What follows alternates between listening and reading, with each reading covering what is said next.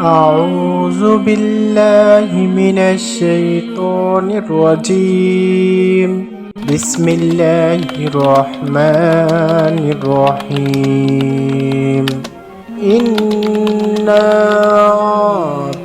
أعطيناك الكوثر فصل لربك وانحر إن شانئك هو الأبتر صدق الله العلي العظيم।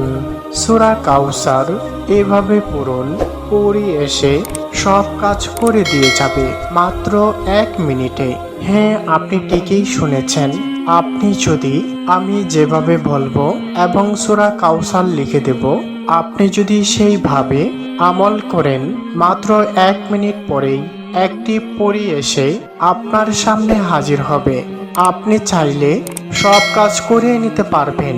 আজকাল আপনার আশেপাশে অনেকেই দেখবেন রাতারাতি পরিবর্তন হয়ে গেছে।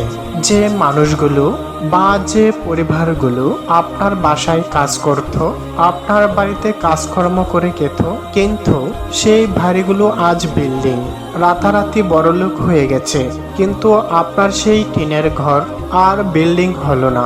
এই রাতারাতি পরিবর্তন, সেটা কিভাবে সম্ভব? আপনি কি কখনো চিন্তা করেছেন?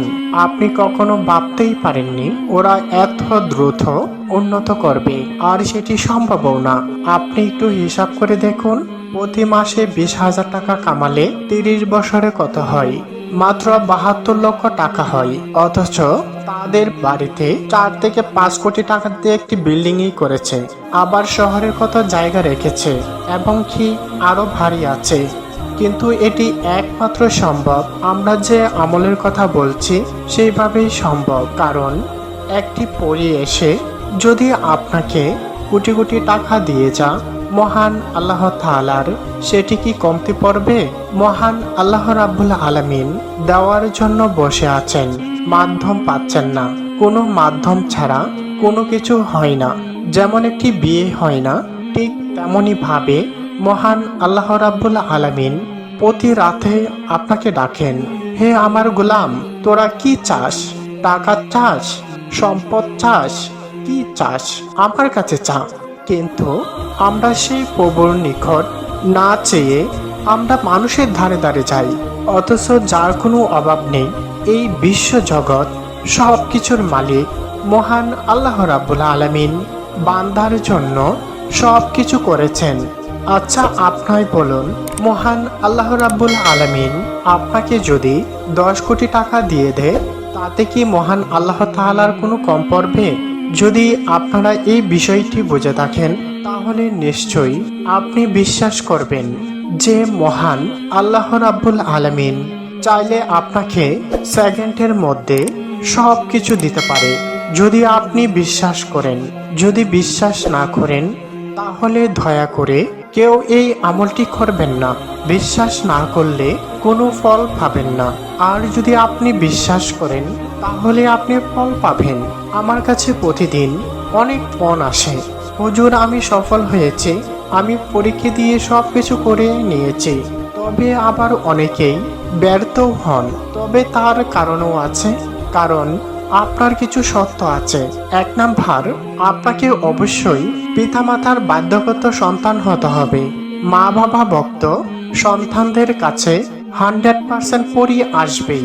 যে সকল সন্তান মা বাবার কথা শুনে না, মা বাবা কষ্ট করে অন্যের ধারে ধারে ঘুরে, অথচ আপনি শ্বশুর শাশুড়ি নিয়ে খুব আনন্দ ফুর্তি করছেন, সুন্দরী স্ত্রীকে নিয়ে আনন্দ ফুর্তি করছেন, অথচ দুঃখিনী মা, গর্ভধারিণী মা 10 মাস 10 দিন পেটে রেখেছে সেই মা জননী, অথচ আপনার ঘরে ভাত পায় না।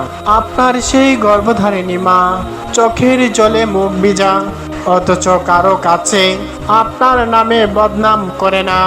আপনি সেই মাকে কষ্ট দিয়ে শ্বশুর শাশুড়িকে নিয়ে সংসার করছেন। নাউজুবিল্লাহ। আপনার চরিত্র যদি এমন হয়, তাহলে কোনো দিনও আপনার ডাকে পরি আসবে না। প্রিয় দিনী ভাই ও বোনেরা, এখন আমি চলে যাব সে মূল্যবান আলোচনায় এবং আপনাদের জন্য সূরা কাউসারটি লিখে দিচ্ছি। আপনারা কি স্ক্রিনে দেখতে পাচ্ছেন? আপনারা দেখে দেখে সূরা কাউসারটি শিখে ফেলবেন এবং যারা না পড়তে পারেন, আমি শুরুতেই যে সূরাটি তেলাওয়াত করেছি সেটাই হলো সূরা কাউসার। তো আমি এখন আমলে চলে যাব। আমলটি করার জন্য একটি ছোট্ট ঘর, নিরিবিলি পরিবেশ, যেখানে বসলে কেউ আপনাকে দেখবে না, আপনিও কাউকে দেখবেন না।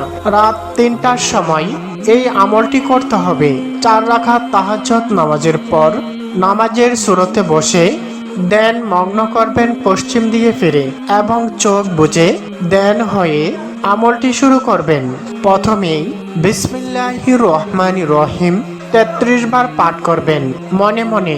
তারপর আবার 33 বার সুবহানাল্লাহ এবং 33 বার আলহামদুলিল্লাহ এবং 33 বার সূরা কাউসার এবং 33 বার দুরুদে ইব্রাহিম পাঠ করার পর আপনার হাতে একটি সুতা থাকবে। সেই সুতাটি এক টান দিয়ে ছিঁড়ে ফেলবেন। সাথে সাথে একটি পরি এসে হাজির হবে। কখনোই 2 টান দিয়ে ছিঁড়বেন না। 2 টান দিয়ে ছিঁড়লে পরি আসবে না, আপনার আমল নষ্ট হয়ে যাবে। তবে আপনার কোনো ক্ষতি হবে না। আর অবশ্যই মোমবাতি, আগরবাতি, আতর, সুরমা ব্যবহার করতে হবে। তাহলে ইনশাআল্লাহ 100% আপনি সফল হবেন। পরি আসার সাথে সাথে আপনি সালাম দিবেন এবং পরি সালামের উত্তর দিবে। তবে আপনি ভয় পাবেন না, কারণ এরকম রূপ দর্শন দেখে বেহেশতের হুরের মতো এটি দেখে অনেকেই ভয় পান। এই দুনিয়াতে এত সুন্দর নারী আর নেই, তাই কেউ ভয় পাবেন না। আবার অনেকেই কামনা বাসনা পূরণ করতে চান, এটা দয়া করে করবেন না, তাহলে আপনার ক্ষতি হতে পারে। আশা করি আমলটি বোঝাতে পেরেছি।